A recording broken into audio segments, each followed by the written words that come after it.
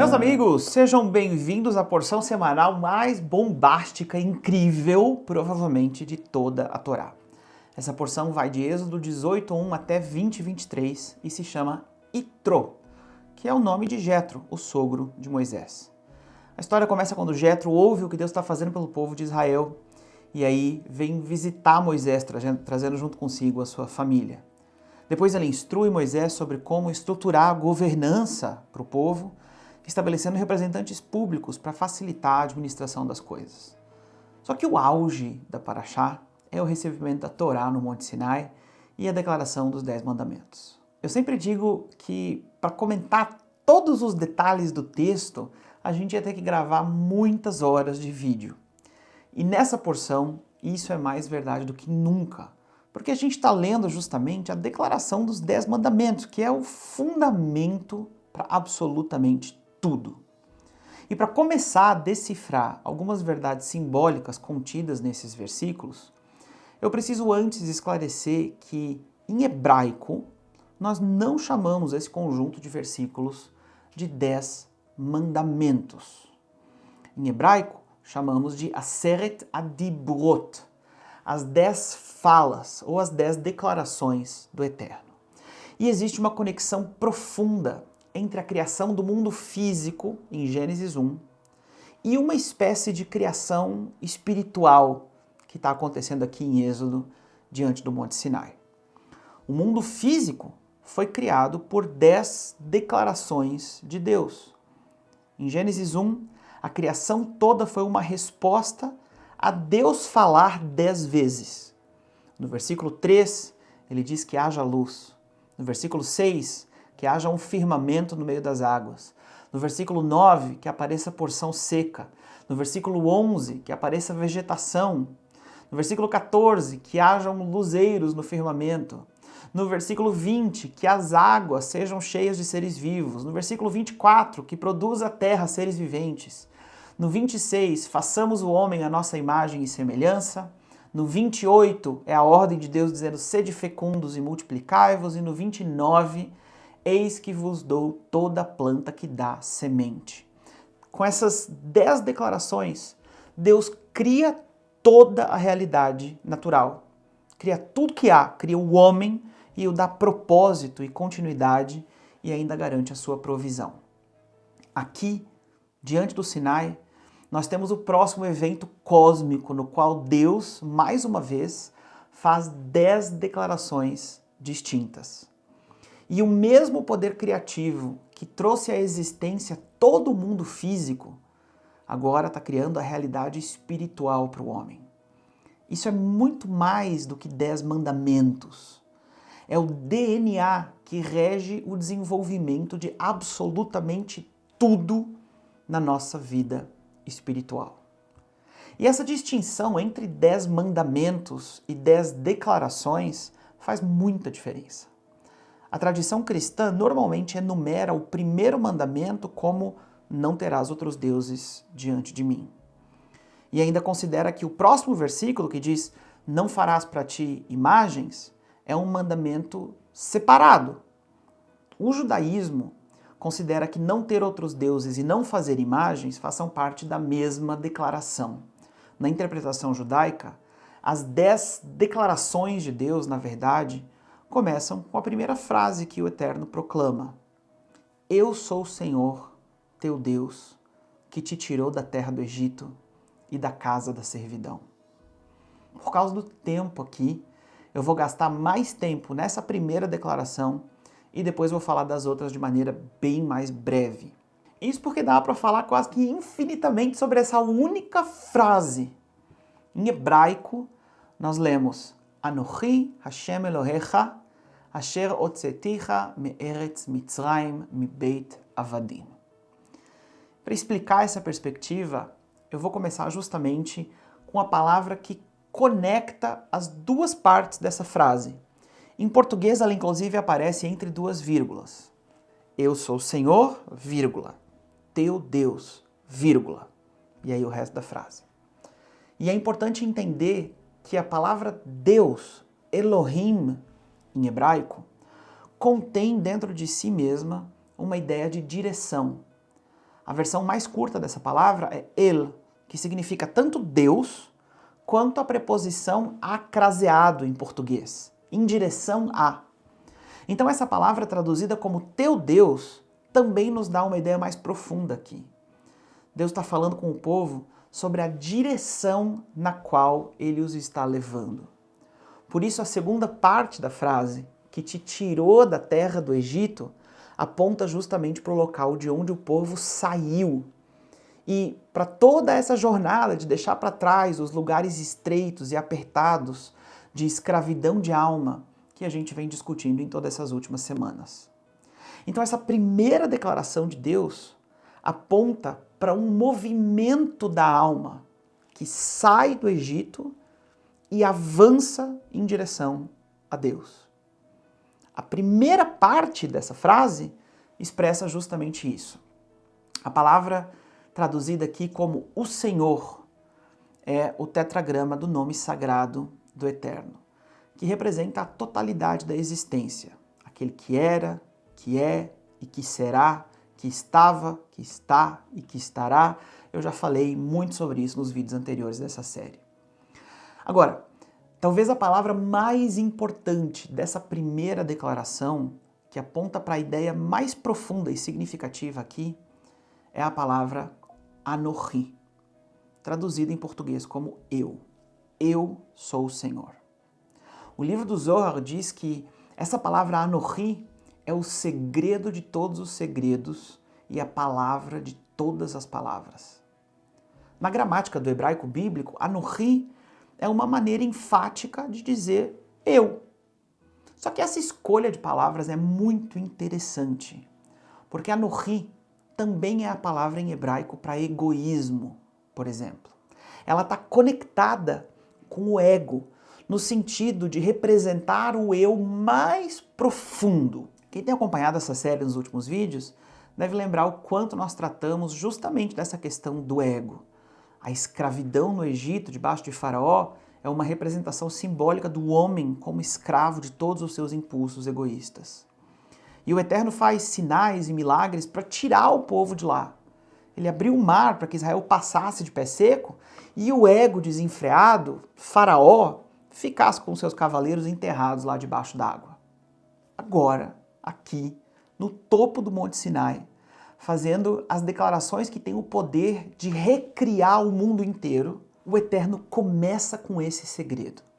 Todo esse caminho de descer ao Egito e ser escravo das próprias vontades, e depois de passar pelo parto, pelo lugar estreito, cruzar o mar de pé seco, todo esse caminho, ele tem uma direção, tem um ponto de chegada. Ou trocando a ordem dos fatores aqui, a gente podia dizer que absolutamente tudo que o Eterno está criando dentro de nós tem um único ponto de partida, Anohi, eu, o eu mais profundo de todos. Ser escravo das vontades no Egito é uma corrupção do eu. Mas por algum motivo, o ponto de partida e chegada da comunhão com o Eterno está escondido também dentro de um eu. O Rabbi Nachman de Breslev disse que a raiz de toda a distância do Eterno é a sensação que a pessoa tem da sua própria separação, da existência de um Anohi, de um eu profundo que seja independente do Eterno. Mas a verdade, meus amigos, é que chegando no ponto mais profundo de quem nós somos, na nossa essência verdadeira, nós descobrimos também a essência do próprio Deus dentro de nós.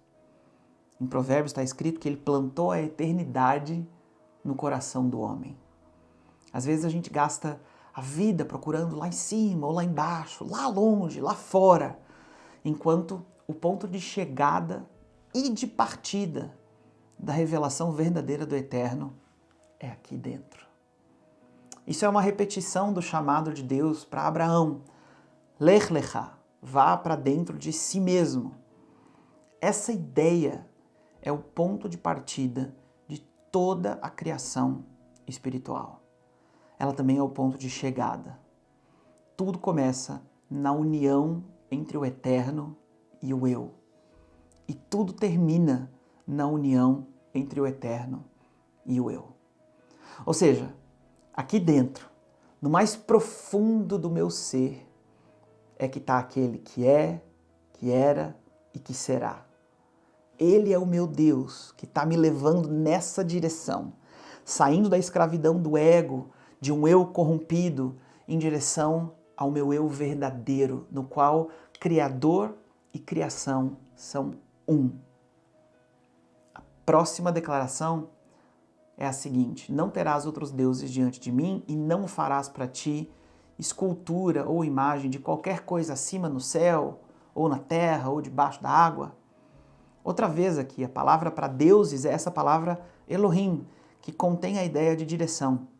Então, na primeira declaração, o Eterno determina a verdade fundamental. A direção dessa coisa toda é para dentro. O ponto de conexão entre criatura e Criador é no centro do nosso ser, onde a distância desaparece e não existe mais um eu meu separado de um eu dele. A segunda declaração diz: não terás outros deuses, ou seja, não pegue outras direções. Não adianta criar imagens e imaginações de coisas em cima, no céu, ou abaixo na terra, ou dentro d'água. Não adianta passar a vida buscando aquilo que está lá longe, lá em cima, lá no passado ou lá no futuro. Não. Tudo isso é idolatria. A resposta não está lá, ela está aqui. Tem ainda uma interpretação rabínica que associa a palavra outros, em outros deuses, que em hebraico é acher, Elohim, acherim, com a palavra ihur, que significa atraso. Como se o Eterno estivesse dizendo: todas essas outras direções, esses outros deuses aí, te atrasam, meu filho. A próxima declaração é: não tomarás o nome do Senhor em vão. Aqui, de novo, a ideia que as pessoas têm é apenas de não dizer o nome sagrado de Deus. Só que essa é a aplicação mais superficial. A palavra que está traduzida por tomarás em não tomarás é a palavra tessá, que significa carregar ou portar ou transportar. Então a declaração aqui é: não carregue o nome de Deus em vão. O nome, Yud, Kei, Vav, Kei, aquela inflexão do verbo ser conjugado ao mesmo tempo no passado, no presente, no futuro, a existência toda, a vida inteira que você carrega, esse fôlego no teu pulmão, não o carregue em vão. A próxima declaração é: lembre-se do dia do sábado para santificá-lo. O Shabat é uma porta de entrada que se abre em meio ao tempo para nós nos conectarmos com a essência do Éden. Quando a gente está se perdendo no meio da vida, no dia a dia, de repente vem o Shabat, que é um retorno para a situação primal da alma do homem, lá em Gênesis. Então, basicamente, o Eterno está dizendo: durante a vida, durante o dia a dia, durante o processo de carregar o nome, de viver a vida, lembre-se do sábado. Lembre-se de parar e de retornar para o centro.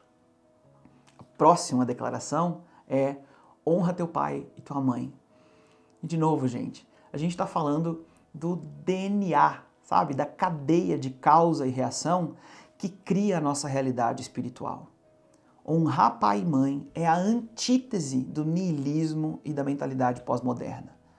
O pós-modernismo, no geral, que coloca o eu egoísta e corrompido como centro do universo, considera que os nossos pais sejam uma expressão do acaso, que o universo inteiro seja um exercício do absurdo e da probabilidade e que nada faz sentido a não ser a nossa satisfação imediata.